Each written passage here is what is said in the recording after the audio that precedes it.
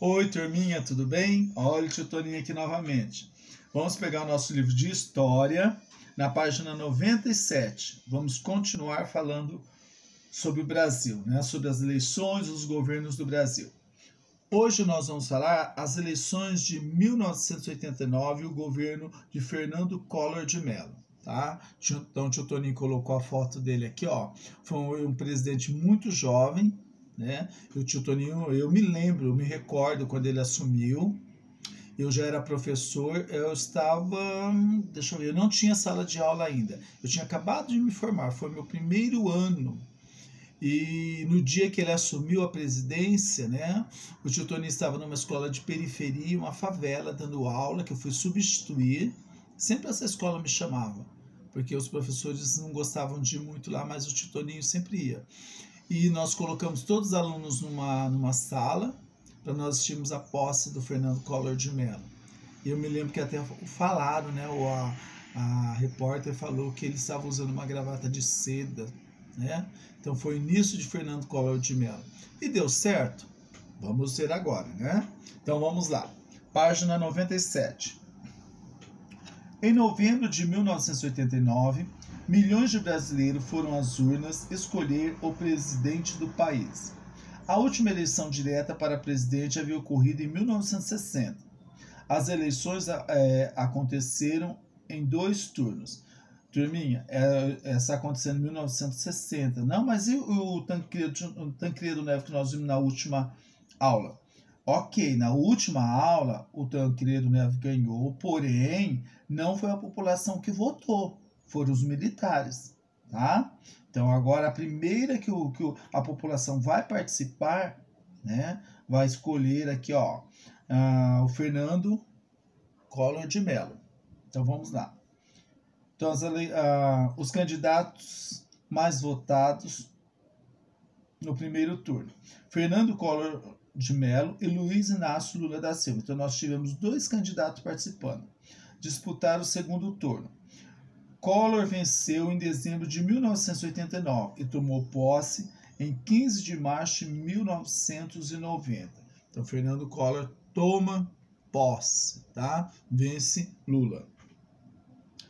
Um dia depois de tomar posse, o presidente instituiu o Plano Brasil Novo, mais conhecido como Plano Collor.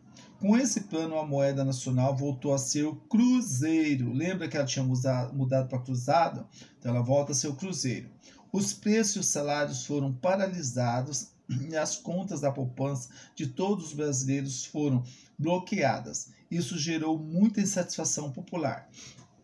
Então o que quer dizer, turminha? Todas as pessoas nessa época, eu me lembro assim que eu morava na cidade de Lins, uma cidadezinha pequena, e tinha um calçadão. Então o que as pessoas faziam? As pessoas quase não trabalhavam, pegavam o dinheiro e colocavam na poupança. Lembra que na última aula nós falamos que o juro, a inflação corria diariamente, era bem alto o juro. Então as pessoas colocavam o dinheiro na poupança, porque ele ia correr juros, né? Então, quando o banco fechava às 4 horas, 16 horas, as pessoas corriam para o banco para saber quantos por cento de juro eles tiveram por dia, porque era diariamente o juro. Então, ganhava muito dinheiro. Então, tinha muitos agiotas, as pessoas que emprestavam dinheiro e ganhavam dinheiro em cima das outras pessoas. Então, foi um momento assim que todo mundo ganhava muito dinheiro, tá? O que aconteceu? Fernando Collor ganhou, deixou virar a noite. Quando chegou a noite, meia-noite, no dia seguinte, todo mundo acordou com a notícia que ele tinha bloqueado as contas. Então, quem tinha dinheiro na poupança não podia mexer. Quem tinha dinheiro no banco não podia mexer.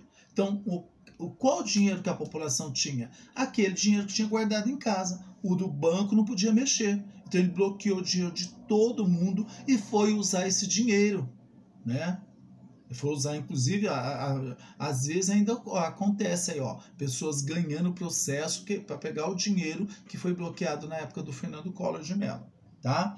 Então houve uma paralisação, a população ficou sem estado de calamidade, teve gente que até cometeu suicídio, porque ficou sem dinheiro nenhum, ficou louco, desesperado, né? Foi uma fase difícil.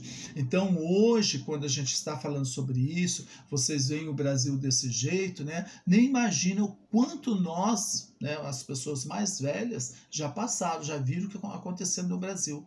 Então nós estamos aí, ó, acompanhando a história do Brasil, vemos já o Brasil em situações boas, situações difíceis, né? Então vamos continuar. Além disso, denúncias do envolvimento do presidente em esquema de corrupção causaram revolta na população. A população já estava brava porque ele bloqueou o dinheiro, né? Congelou tudo. E ainda começam a surgir as notícias de corrupção. Assim, em setembro de 1992, a Câmara dos Deputados votou o afastamento de Fernando Collor, enquanto o Senado julgava seu pedido de impeachment. Olha aqui, ó. Então a população saiu às ruas, ó, os caras pintadas pedindo o impeachment de Fernando Collor. Então queria Fernando Collor fora da presidência. Eu me recordo muito bem disso. Todo mundo na rua, passava na televisão, todo mundo pedindo para que ele fosse, recebesse o impeachment e saísse da presidência. Durante as investigações das denúncias, jovens de todo o Brasil foram às ruas e pediram o fim do mandato de Collor. Esses jovens pintavam o rosto para expressar seu descontentamento, por isso ficaram conhecidos como os cara-pintadas. Olha os cara-pintadas aqui, ó. É o nome. Todos aqui. Então, vamos continuar aqui. Por causa das diversas tensões políticas geradas em seu governo, Fernando Collor renunciou à presidência. Opa, vamos voltar aqui. Olha lá. Por causa das diversas tensões políticas geradas em seu governo, Fernando Collor renunciou à presidência, que foi assumida pelo vice-presidente Itamar Franco. No governo de Itamar Franco foi criado um novo plano econômico, chefiado pelo ministro da Fazenda Fernando Henrique Cardoso. O Plano Real criou uma nova moeda, o real. Ao contrário dos projetos anteriores, o Plano Real obteve sucesso na redução da inflação. Com isso, o poder de compra da população aumentou.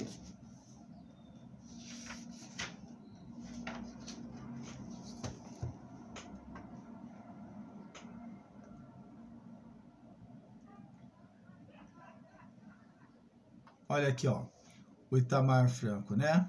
Ó, ele assumiu a presidência, né? Quando o Fernando Collor de Mello renunciou e ele criou, né, o Plano Real. Olha ele aqui. E nós vamos ter o depois aqui o governo Fernando Henrique Cardoso.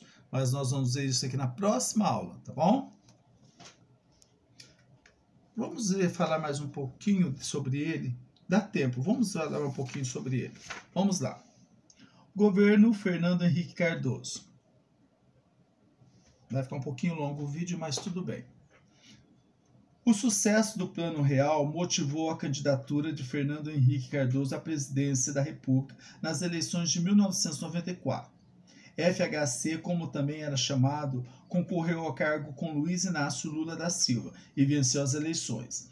Eleito, o presidente FHC promoveu um processo de privatização de empresas públicas, como rodovias federais, bancos e empresas de telefonia, além do Vale do Rio Doce, grandes exploradores de minerais.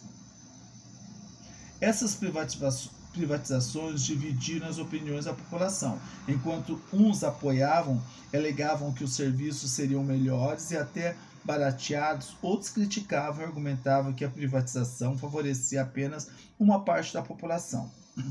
Em 1997, foi aprovada a lei que permitia a reeleição para presidente, governador e prefeito. FHC se candidatou e venceu as eleições em 1988. Então, essa foi colocado, né, essa pauta para que se fosse o presidente continuasse mais 4 anos, né, porque até então não podia, e a partir do Fernando Henrique Cardoso pôde ocorrer a reeleição. Então, depois os próximos candidatos, os próximos presidentes serão, né, reeleitos, tornando-se o primeiro presidente reeleito do Brasil. Diferentemente dos primeiros anos de governo, seu segundo mandato de Fernando Henrique Cardoso foram enfrentadas dificuldades no controle da inflação. Além disso, uma crise no fornecimento de energia elétrica fez com que a popularidade dele diminuísse, favorecendo os políticos da oposição. Então ele, né, que até então conseguiu se candidatar 2 vezes, o seu prestígio cai e os candidatos da oposição se aproveitam disso para fazer a sua campanha para a próxima eleição. Turminha, eu peço que vocês façam os exercícios da página 100, tá? Aí nós faremos a correção na próxima aula.